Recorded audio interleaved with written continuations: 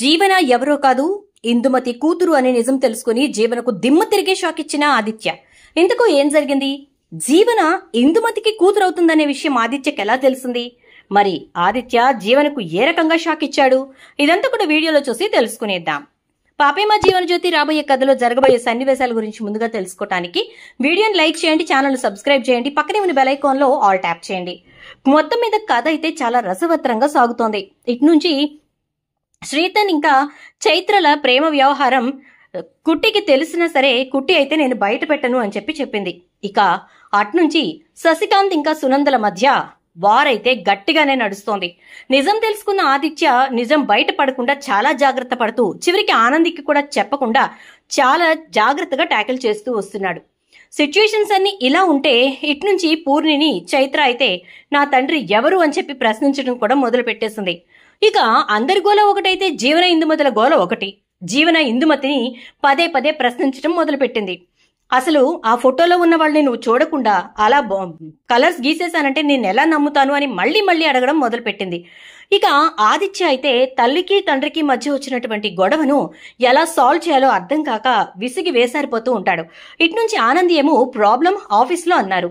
ఇట్నుంచి ఆఫీస్లో ఎటువంటి ప్రాబ్లం లేదని మేనేజర్ చెప్తున్నాడు. ఎవరి మాట నమ్మాలి అని అంటూ ఉంటే నాకు తలనొప్పిగా ఉంది, కాసేపు నన్ను వదిలేసి అంటాడు ఆదిత్య. సరే ఇట్రండి, జడుబం రాస్తానంటూ కుట్టి ఆదిత్యను తన ఒళ్ళో పడుకోబెట్టుకుంటుంది. అలా పడుకున్నటువంటి ఆదిత్య ఆలోచనలో పడతాడు.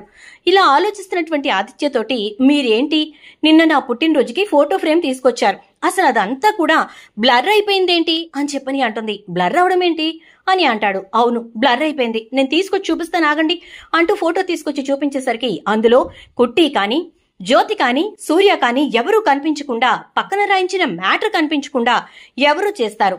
ఇదంతా ఎవరో కావాలని ఇంటెన్షనల్ గా చేశారు. సో ఎవరై ఉంటారు, ఎవరికి అవసరం ఉంది అని ఆలోచిస్తున్న ఆదిత్యకు ఇది ఖచ్చితంగా జీవన చేసిన పని అయి ఉంటుంది. ఎందుకంటే అసలైన జీవన కుట్టి అని చెప్పి తెలిస్తే అప్పుడు నష్టం జరిగేది జీవనకే, కాబట్టి జీవనే ఇది చేసి ఉంటుంది అని చెప్పని అనుకుంటూ ఇక ఆదిత్య జీవన్తో మాట్లాడడానికని వెళ్తూ ఉండగా జీవన ఎవరితోనో కాల్ మాట్లాడుతూ ఉంటుంది. ఎవరా అని చెప్పేసి నిలబడి వింటాడు. ఇంకెవరు? ఇందుమతి. చూడు చిన్నగ్రాని అని అంటే ఏమే చుట్టుపక్కల ఎవరైనా ఉన్నారా? పెద్దమ్మ అంటమ్మ అనేసి చిన్నగ్రాని అంటున్నావు అని అంటుంది. చుట్టుపక్కల ఎవరైనా ఉంటేనే నేను చిన్నగ్రాని అని పిలవాలా?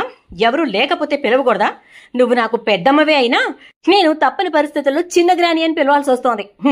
నీ కడుపును నేను పుట్టినట్టయితేనా ఇంకా భలే ఉండేది. అంటే ఏమే అంటే నీ సవతి కడుపును పుడితేనే నువ్వు నన్ను తీసుకొచ్చి ఇక్కడ పెట్టావు. నీ కడుపును పుట్టుంటే ఇంకేం చేసుండేదానివో అని చెప్పని అంటే అప్పుడు ఇంకా గొప్పగా ఉంచేదాన్నే అని చెప్పని అంటుంది ఇందుమతి.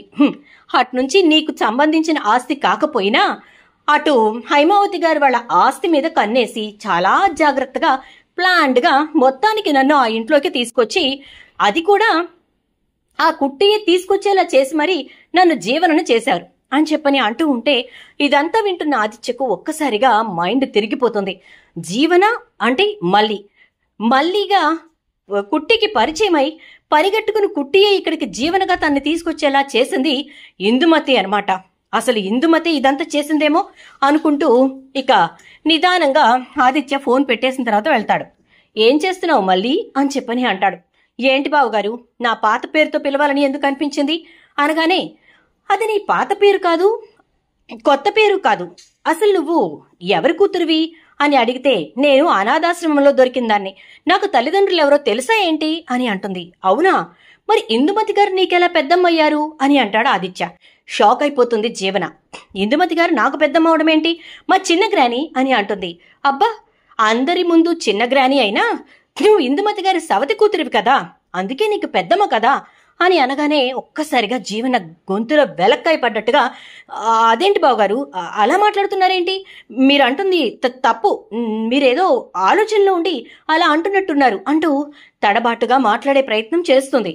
కానీ ఆదిత్య వదిలిపెట్టడు. నాకు మొత్తం తెలుసు జీవన, నీది కాని స్థానంలోకి నిన్ను ఎవరు తీసుకొచ్చారో, అసలు ఈ ఆస్తి అంతటి మీద ఎవరు కన్నేశారో, అసలు కుట్టికి తన తల్లిదండ్రులు ఎవరో తెలియకూడదు అని చెప్పి ఎవరు అనుకుంటున్నారో మొత్తం నాకు అర్థమైంది. చెప్తాను, కంగారు పడకండి. అందరికీ సమాధానం చెప్పే రోజు దగ్గరలోనే ఉంది. చిన్న చిన్న ప్రాబ్లమ్స్ ఉన్నాయి, ఇవి క్లియర్ అయిన తర్వాత మిమ్మల్ని కూడా పట్టుకుంటాను అంటాడు. ఏంటి బావగారు బెదిరిస్తున్నారా అంటుంది. నో, నిన్ను బెదిరించడం ఏంటి, చచా నిన్ను బెదిరించి నా స్థాయి తగ్గించుకుంటానా ఏంటి అని అంటాడు. స్థాయి గురించి మాట్లాడితే మీ ఆవిడ కంటే గొప్ప స్థాయిలో ఎవరు లేరులే ఇక్కడ అని అంటే, నా భార్య స్థాయి గురించి నువ్వు మాట్లాడుతున్నావా జీవన? అలాంటి ఆలోచనలు ఎప్పుడు పెట్టుకోకు. ఎందుకో చెప్పనా, నా భార్యది ఎప్పుడూ కూడా ఉత్తమమైన స్థానమే, అధమ స్థానంలో తాను అస్సలుండదు. ఆ స్థానం నీది, ఆ స్థాయి నీది.